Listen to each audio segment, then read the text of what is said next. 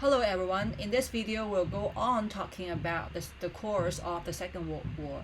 So last class we stopped at the time when in 1941 Germany started to attack the Soviet Union and break their promise in the Nazi-Soviet non-aggression pact.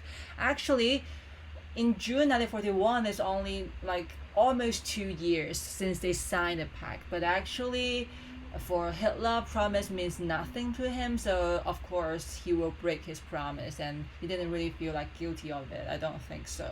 So by the time when they invade in Soviet Union, the Blitzkrieg actually at the first few months had worked brilliantly. Everything had gone as Hitler planned, and actually at this time they were already at the gate of Moscow, and actually they were surrounding Leningrad and surrounding Stalingrad, right? So this is the time we are talking about the Battle of Stalingrad. The Battle of Stalingrad between Germany and Soviet Union is considered not only the most important warfare in the Second World War, but also one of the most important battles in the military history. You have to see during the Second World War, the Soviets were killed more than the rest of Allies combined. So we are going to discuss about a strategy using by the Soviet Union and try to explain why they had to suffer such a huge casualties. So as a result, why was the German army they were defeated at the Stalingrad? Firstly, we're going to make a comparison between their initial strengths between Germany and Russia.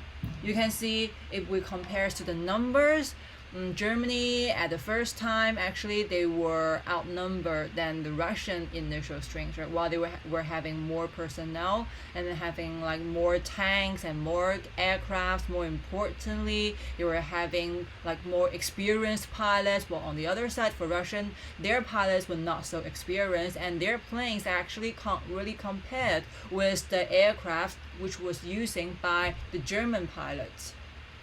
But still, the result is Germany, they lose the war. So why? You can see here. Just now we made the comparison between the initial strength, right? So how about the whole campaign? The German loss for the whole campaign, you can see the personnel is around 728,000 personnel, while on the other side we have around 1.1 million personnel. So on one side we have 6,000 guns, on the other side we have more than 15,000 guns of loss, and also on one side we have 1,500 tanks, while on the other side we have 4,300 tanks. On one side 900 aircraft, on the other side actually almost 3,000 aircrafts. So what is happening between these two countries within the Battle of Stalingrad? You have to see that Germany, they had air superiority, right? When we talk about the initial strength, they have the air superiority at the start of the battle, but by this end, despite the Russians losing actually 3 times as many as like aircrafts compared to the Germany, the Soviet Union, they still had gained the air superiority. Why? It's because for Soviet Union, they were using human wave attack. What does it mean by human wave attack? That means actually they were beating them not because they were having they were having better weaponry. It's because they were having larger populations, right? And actually this kind of a large population is a very important feature for Soviet Union as a vast nation, right? So actually their ships can be very primitive. Not even each one of them have a rifle for them. So without all soldiers even having 1 rifle per man for the Soviet Union, soldiers were told to pick up a rifle from a dead body, a dead comrade, and keep fighting. And they were having that kind of no retreat order. So comparatively, because the place is so far away from Germany, so actually it's a difficult time for them to catch up with all those like numbers of personnel and numbers of weaponries. So the Germans actually at the end of the campaign, they were outproduced and they were outnumbered. The Russian could replace their combat loss with a surplus because it was in Russia, right? and become stronger. The Germans could not replace either experienced pilots, because for an experienced pilot is not only about personnel, it's about like the whole system of training, right? So they can't really just like keep training those experienced pilots, because they need time for them to become experienced, right? So the aircraft losses in the numbers to keep pace with the Russians, because they have a lot more of them, even though in a comparatively low quality, but actually the quantity is undefeatable, right? That is the reason why they were having some human wave attack. So you can see here, this chart shows the numbers of tanks and self-propelled guns produced from 1939 to 1945. So you can see the production capacities for one of the most important tools of war back then, the tank. Indirectly, it illustrates that the Second World War truly was an industrialized war, also fought behind the lines on the assembly lines. Most tanks and self-propelled guns were produced by the Soviet Union. So even though Germany, they have like more modern weaponries and they have experienced fighters, still they were outnumbered. So they can't really beat this kind of human wave attack, right? And also you can see in Moscow, they were building this kind of like anti-tank ditch. They were building this kind of like ditch that is so wide that a tank will be stuck inside it. And then it's not only about that they were outnumbered, and also it's not only because of that kind of human wave attack. It's also because of some bad strategic decision made by the German troops. So you can see in this map here is Stalingrad, and this is like the target for the German troops at that time. So what they try to do is to take over Stalingrad. You have to see that they had most of their troops and equipment facing the Stalingrad, and actually they have been pounding the defenders for 10 weeks already and controlled 90% of the city. They believe that the battle will end like very soon with their victory in Stalingrad. So for the Soviet troops, rather than put troops into Stalingrad, because it's obvious that in Stalingrad they were all like German troops who were heavily equipped, right? So their targets were more on those planks. Planks means not in the center, not in Stalingrad, but on the two sides of it. So the Soviet hatched an audacious plan to attack on the flank and trap the Soviet army. So it turns out that on the flanks of the army, they only have some very poorly equipped German troops. That is the reason why, since these flanks were held by some weaker Romanian soldiers without effective anti-tank weapons, they didn't stand a chance. So actually, by breaking their flanks first, actually they enveloped back the German troops, and they surround and besiege Stalingrad and take Stalingrad back. The whole Eastern Front has become like more and more difficult for German troops, not only because the human wave attack, not only because of these kind of military strategies, decision making, it's also because of the cold winter is coming. The first snow of winter beginning to fall. Germans still have their summer uniforms, because before we talk about their attack to the Soviet Union, under their plan, they should finish this war front by autumn, right? But it's already winter, and with all with all those human wave attack, they can't really beat like Soviet Union and make them surrender in a short time. So the winter has coming, and they didn't really prepare well for that.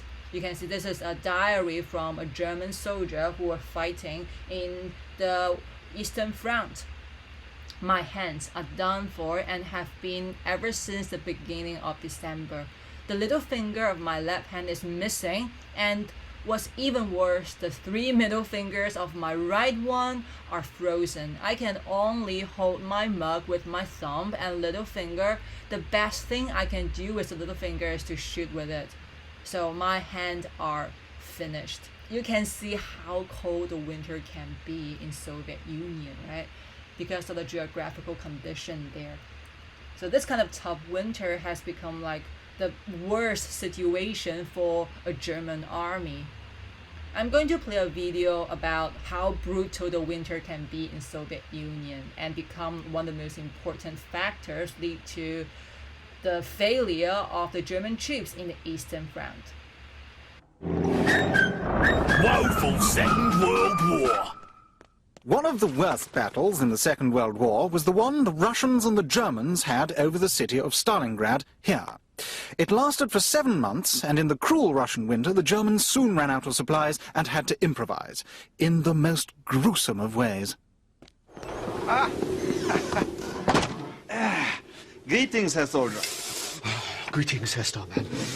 I'm here about a few supplies. Some new boots, a jacket, and some food. Excellent. Well, I shall take the whole lot. No, that is what I want from you. Was? You're joking, right? We have been fighting here in Russia for 6 months now. We have run out of all our supplies. But I need new things. My boots, they have so many holes in them, I don't feel like I'm wearing any. Well, you're not wearing any. Oh, well, that would explain it. Is there nothing that you can give me? Well, I think you are in luck. I got these boots in this morning. Good quality, too. They're Russian. How do you know they're Russian? There was a Russian in them. I cannot wear those! Of course you can. You just put them in the oven for 10 minutes and the legs will pop right out. No, I mean, I'm not going to wear a dead man's boots. Is there nothing else you have? Can you do me a jacket? I'm so cold, I have goose pimples on my goose pimples. I have just the thing. We managed to get this in from Berlin. Oh, perfect. Yeah. That is better. Oh, and it is not of a dead man, right? No, it is from a dead woman.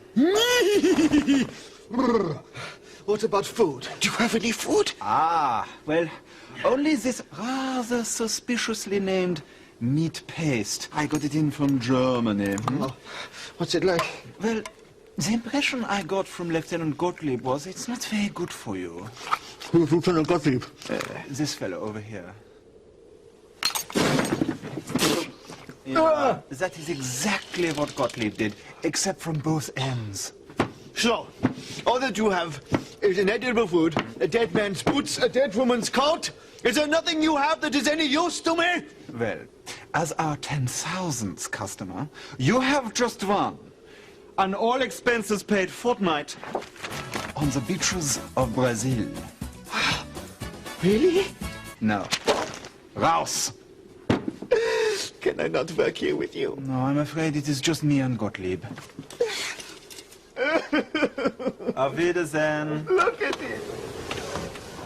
For the Germans, the Battle of Stalingrad was a tactical disaster. Mind you, some of the Russian tactics during World War II didn't go all that well either. Dodgy War Inventions number 28. The Second World War's Russian anti-tank device. The penniless Russians needed a cheap way to destroy the unbeatable German tanks, so they invented dog bombs. Yes, dogs were trained to run underneath tanks with bombs strapped to their backs. The Russians sent their brilliant new doggy weapon into battle. But there was one small problem. The dogs had been trained to run under Russian tanks. Нет, да, doggy, stay, sit. So they ran under the Russian tanks. Да, doggy. Oh well, back to drawing board. So after the video, let's make a little conclusion. Firstly, this is a time when Germany suddenly attacked Soviet Union and they failed. Actually, at the first stage, at the early stage, you make a very successful attack. But after the Battle of Stalingrad, the USSR, and also when the winter comes, the USSR actually start the counterattack. So this is a time when they failed to make it surrender. But still, at that time of period, Axis powers, in June, Axis powers were in an advantageous position. Like, they already achieved so many places, a successful expansion in all these places, but when it comes to Russia, it has become like a very tough case. So for the next part, we're going to talk about the second stage of the Second World War, the final victory of the Allied powers from 1942 to 1945. So firstly, the reason why the Second World War is a world war is because it's not only like the people they fight in Europe, more importantly, they fight in Asia and other continents, right? So Japan's an important member in Axis powers. They aggressively expand their powers in the Asian Pacific region. You can see by the time in mid-1942, all these places in orange color actually already under the control of Japan. And actually, their expansion not only becomes a like very important threat to China or to USSR, it has become a vital threat to USA. Because you can see when they were expanding their power in Pacific Ocean, actually they were approaching Hawaii, right? Hawaii actually belongs to US. So this is a time when US they felt threatened by the Japanese expansion and tried to keep them like back to where they belong. So Japan realized that to succeed in her ambitions, she must remove American influence from the Pacific. Because America is bigger and more powerful than Japan, so a surprise assault may be the only way, the only realistic way for them to defeat the US. This is the reason why they have a sudden attack to the Pearl Harbor and start the Pearl Harbor incident in December 1941. So let's make a conclusion on their sudden attack in Pearl Harbor. The Japanese wanted the United States to accept current conditions in Asia, leaving Japan to determine Asia's future. They want to build a Japanese empire in Asian Pacific region, right? The Americans wanted the Japan to withdraw all forces from Asia and more importantly in Pacific region, right? Because it has become a great threat to the US force and US territories. As a result, since there was little hope because it's about the nation interest, there is no place for back off, right? So as a result, since there was little hope that the negotiation would be success, both sides continued to prepare for war. So Japan, they tried to start like a surprise assault and also a surprise attack to the US. That is the Pearl Harbor incident on December the 7th, 1941. So for here, I think the most important thing is not about, wow, Japan, they were attacking US, right? It's about why they think they should and they can like defeat US in this kind of Second World War, right? So we're going to find out why did the Japanese attack Pearl Harbor when they knew they couldn't take on the United States. We have to admit that for Japanese people, they were not like stupid, right? Of course, they knew clearly about how powerful the US like was during that period of time. So why they still did this? So before we talk about the Pearl Harbor incident, we should talk about something happened decades before the Pearl Harbor. That is in 1905. That is, you can see the flags here. That was the Russo-Japanese War, the war between Japan and Russia. And actually in this war, what happened, the result is the victory of Japan. That means in Japanese history, actually there's a chance for them to win over another huge country, which was Russia, right, in the Russo-Japanese War. And also you have to see, in order to have a peaceful settlement for the war, they negotiate the Treaty of Portsmouth in 1905. And Portsmouth actually is a city in US. And this kind of peace conference was held by the US president. You can see this is the Treaty of Portsmouth, which was signed in September the 5th, 1905. On one side, we have the Japanese delegates, while on the other side, we have the Russian delegates. While President Roosevelt, that is the US president at the time, were playing as the one who is leading this kind of peace conferences and helping them to have a peaceful settlement. Like here, And also because of this, actually Roosevelt, he won a Nobel Peace Prize because his achievements to settle the Russo-Japanese War. So you have to see what happened here is Japan, they think, US, you are the one who witnessed our victory over Russia, right? So you should know that we're not only like a small island. More importantly, we have a very strong like naval power, and we are we have a very strong like army who can like defeat even Russia, which was a very huge country, right? So you should like respect our power, and also you should make some concession when we successfully have this kind of surprise assault in Pearl Harbor. You can see actually in Pearl Harbor incident, more than 2,000 Navy forces belongs to US were killed, Army were killed, and also even civilians were killed. So you can see there is casualties under the Pearl Harbor incident. So do you think US will just let them go, just let them have the Asian Pacific region and build a powerful empire in the Pacific? I don't think so, right? Actually, because this can play, some historian will regard the Pearl Harbor incident as the turning point for the Second World War, because this is the time when the US, they start to join the Second World War. And actually the happiest time for Winston Churchill, because finally he has US in his allies, right? So the Pearl Harbor incident, Japanese made a sudden attack at the US naval base in Pearl Harbor in Hawaii. As a result, the United States, they joined the Allied powers and declared war on the Axis powers, right? So this is the time when they start to join the Second World War, and as a new blood, of course, as a powerful country, they played a really important role to settle the whole war, actually. After the Pearl Harbor attack, the US joined the Allied powers, and it was a turning point for the Second World War. So avenge Pearl Harbor, get the jab and get it over. We should take revenge, work where you are needed, and also Pearl Harbor, we need to revenge for what they done to me, right? And even Superman, war saving bonds and stamps, do the job on Japanese.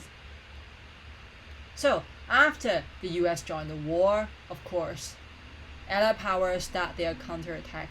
Firstly, Japan was heavily defeated by the US at the Midway Island, and then the Soviet Union, with the support of the Grand Alliance from US, they start to counterattack and defeated German troops in the winter. That means actually they suffered another year in the USSR, so they were defeated in the winter of 1942.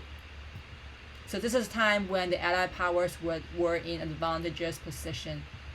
And also, it's a time when the Allied powers, they try to retreat back to the European continent, right? They need to get back their places. So in September 1943, the Allies landed at Italy, when Italy surrendered very quickly. You can see this is the island of Sicily, because Italy is located at the southern part of Europe, so it can be a very good enter place for the Allied troops to swept back to the Europe continent, right? So they took Sicily of Italy, so they defeated the fascist. Mussolini was dismissed and put under house arrest. So the Allied powers were in an advantageous position. So on 6th of June 1944, the Allies landed at Normandy, which is a part of France.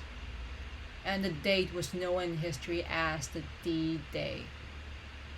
So you can see they started with the airborne job in the midnight, and actually what they did is they sent 30,000 paratroopers to drop behind the enemy's lines and managed to accomplish many objectives. So they firstly sent the paratroopers to the Normandy first, and to spy about the arrangement for Hitler and preparation for Hitler. And then from 1 a.m. to 4 a.m. to distract the enemy, the Allies faked that another invasion was taking place in most expected region, by the Gale.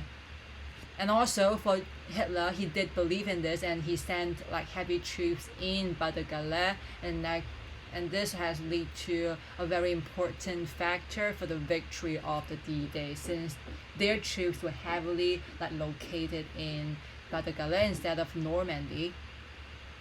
And after that, they started an aerial attack. 300 planes dropped around actually 1,300 bombs on German defenses in the landing sector, and in 5 a.m. they started the naval attack and the invasion. You can see they have warships from all different countries. So there were warships from even Canada, US, and also Britain. It actually has set to the result for the Second World War. You can see after they successfully operate the D-Day, people in Paris welcoming the Allied forces. On August the 25th, 1944, the Allies took back Paris. The D-Day, the Allied powers versus the Nazi Germany. June the 6th, that means 2-6, right? 1944, Allied soldiers, they landed on Normandy in France. Allied troops, they freed Paris on August the 25th. Then they freed other European states still under Nazi rule one by one. So it's like a domino effect. By the time in May 1945, Germany, they surrendered. You can see here, Germans signing the instruments of surrender in Berlin. So I'm going to show you a video about the fall of Berlin. Okay? Woeful Second World War. During World War II, Germany was ruled by Adolf Hitler, who was so mean even his own guards were afraid of him. I have an urgent message for the Führer. He is asleep, I'm afraid. Then I think we should wake him up. Wake up Adolf Hitler. Are you mad? The Führer is to sleep until midday. Those are our orders. Yeah, but this is important. Nothing is more important than the Führer's orders. Well, I think this might be. Nein, he's to sleep. Yeah, otherwise he gets very grumpy. Well, more grumpy than usual. Yeah. I don't care how grumpy he gets, he must be woken up. The invasion has come. There are tanks rolling towards us as we speak. Tanks? Well, then Rommel can deal with it. It's his job. Rommel is here in Berlin. It's his wife's birthday. Oh, there we are then. If Rommel is here, then it can't be that serious. No, Domkopf. If Rommel is here, it means no one knew the invasion was coming. Don't you understand? Unless we act fast, we might lose the war. So let me get this straight. You want me to go in there and wake up Mr. Grumpy Pants? What are you doing? I issued orders to sleep until 12. And tell him that unless he wakes up, we are going to lose the war? Yeah! Listen, don't worry about it. There are tanks down there. The tanks are not moving. They are waiting for orders. Then Rommel can give them orders. They must have orders from the Führer himself. You still don't get it, do you? No, it is you who doesn't get it, Mr. Man. If I go in there and wake up the Führer before midday, he will get in such a paddy. Such a paddy he'll get in. I don't care about the party. If we don't wake him up, we will lose the war. The Führer is awake and he has issued his order. That to me. Honestly. Marmalade on toast und Apfelstrudel. What is this? This is breakfast order. And it must be acted on immediately. Dodgy War Machines number 81. The German U-boat. Sleek, silent, fast, deadly. It was the perfectly designed fighting machine. Well, I say perfectly designed. It was fitted with a very complicated high-pressure toilet system. During World War II, one U-boat captain went to the toilet and tried to flush it, but pulled the wrong lever. Captain, what have you done? Oh, yeah, you may want to leave it a while. Rather than flush his sewage out, he'd opened the wrong valve and let raw sewage and seawater in. Oh, that is not good. It seeped into the engine room, mixed with chemical batteries, and produced a lethal gas. I smell noxious gas. Yeah, I think that gas is just me. Oh, no, hold on. No, that one isn't. The sub had no choice but to surface 12 miles off Scotland. It was instantly spotted and had to surrender to the British. It's supposed to be a white flag. Only, well, Well, it's a long story, sorry. You can see the Soviet soldiers rising red banner on the top of the Reichstag. Reichstag means the parliament of Germany. But the Second World War should end here. I mean, firstly, Italy, they surrendered. And then in 1945, Germany, they surrendered, right? So who's still left here? Japan, right? So this is also the time when Japan, they actually refused to surrender and refused to give up on the Second World War. This is also the reason why on 6th and 9th of August 1945, the US did drop and on 6th and 9th of August 1945, the US they dropped an atomic bomb on Hiroshima and Nagasaki respectively. And also, you have to see after Hiroshima, Truman warned Japan that if it didn't surrender, there would be a second bombing. That means actually they have a warning after the August 6th when they have the first atomic bomb. But actually what happened in Japan is they refused to surrender. That is the reason why there was another atomic bomb sent to Japan on August 9th, 1945 to Nagasaki. And finally, after these two atomic bombs, Japanese emperor agreed to surrender. You can see the atomic bombs is really destructive. Used to be like a normal cities, and also it was turned to like ashes and plains after the attack from the atomic bomb. So one thing I think is important: why didn't Japan surrender after their Axis allies Germany and Italy were defeated? And they even refused to surrender even after the first atomic bomb in Hiroshima. So what happened to them?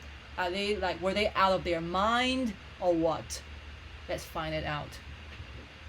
You have to see, in Japan, they have a very important virtue and also like a traditional value in their mind, rooted in their mind and rooted in their culture. That is Bushido. So the Bushido in Japan, you have to see the Japanese people, they were indoctrinated from an early age to regard the emperor as the living god. So every people, they like respect emperor as a living god and listen to emperor's teaching, and to see war as an act that could purify the self. That means for them, it's not only about fighting in a war, it's about a lesson learned by a self. It's about purify the self, right? The nation and ultimately the whole world. That means when they were expanding to those places, they were helping them to purify the place, right? So within this framework, the supreme sacrifice of life itself was regarded as the purest of accomplishment. So they think the most important thing is not their lives. The most important thing is, firstly, the emperor, of course. Secondly, it's about how they should achieve this kind of like purest form of life, right? This is also why there's a very like famous saying in Japan that Bushido is a way of not living but dying. So actually they feel really proud of like die for the country and sacrifice for their lives for the country, because it is how they purify themselves, right? And also only a samurai means those fighters in Japan, they prepared and willing to die at any moment, can devote himself fully to his lord. That means if the emperor asked them to kill themselves, asked them to fight to the end to their country, as a samurai, as a like fighter for the country, they will have no question of the instructions of the emperor, and they will sacrifice at any time, at any moment, at any place. So you can see here the Bushido code in Second World War: do not live in shame as a prisoner, die and leave no ignominious crime behind you. That means purify yourself, right? By sacrifice yourself. If you want to like learn more about the Japanese culture, you can read this book, The Chrysanthemum and the Sword.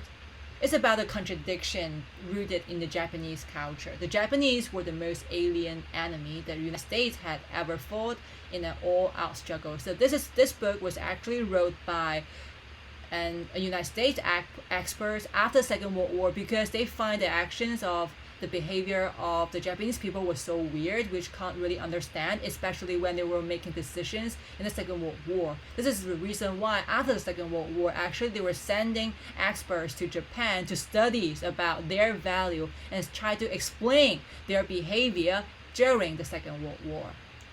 So this is a quote from the book. The Japanese are to the highest degree both aggressive and unaggressive, both militaristic and aesthetic, both insolent and polite, rigid and adaptable, submissive and resentful of being pushed around, loyal and treacherous, brave and timid, conservative and hospitable into new ways. So you can see a lot of like contradictions within the Japanese like people, right? At the same time, they're conservative to their traditionals, but when it comes to Muji restoration, when it comes to the modernization of Japan, actually they are the first country in Asia started to modernize themselves and embrace the Western culture and Western technology, like even compares to China.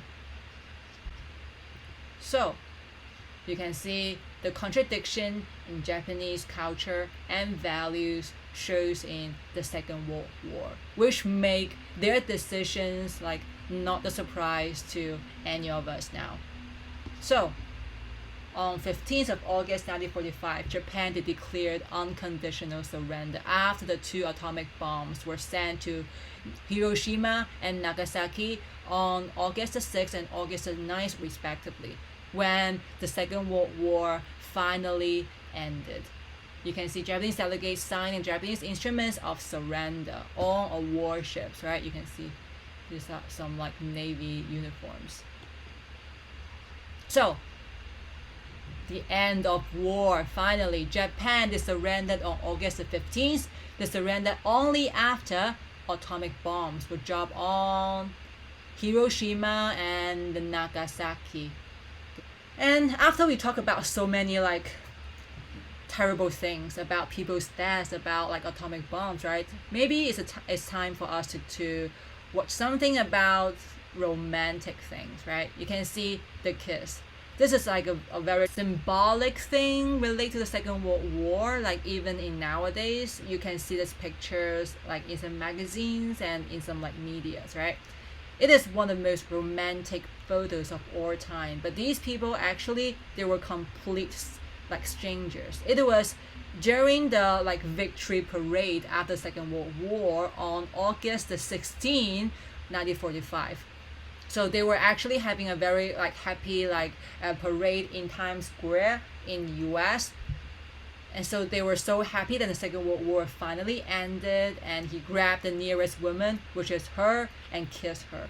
Actually, after the kiss, they don't really know each other. They didn't really like form a relationship between each other. Only like after more than 20 years passed before she the girl in this photo, she figured out that she was the one in the picture. So what a romantic coincidence, right? So this marked the end of the Second World War, so you can now start to finish your exercise and your worksheets. See you at school.